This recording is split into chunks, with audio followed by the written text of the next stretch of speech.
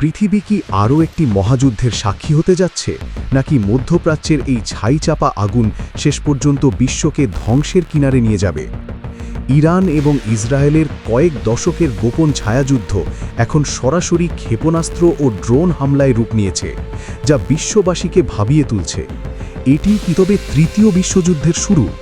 একদিকে ইসরায়েলের অত্যাধুনিক আয়রন ডোম ও পশ্চিমা সামরিক সমর্থন, অন্যদিকে ইরানের হাইপারসোনিক মিসাইল প্রযুক্তি এই সংঘাতকে এক ভয়াবহ উচ্চতায় নিয়ে গেছে। যদি এই দুই দেশ সরাসরি যুদ্ধে লিপ্ত হয়, তবে যুক্তরাষ্ট্র ও ন্যাটোর মতো শক্তিগুলো ইসরায়েলের পক্ষে দাঁড়াবে, আর বিপরীতে রাশিয়া বা চীনের কৌশলগত অবস্থান বিশ্বকে পরিষ্কার দুটি মেরুতে ভাগ করে দেবে। লোহিত সাগর বা পারস্য উপসাগরের মতো গুরুত্বপূর্ণ বাণিজ্যিক রুটগুলো বন্ধ হয়ে গেলে বিশ্ব অর্থনীতি তাসের ঘরের মতো ভেঙে পড়বে।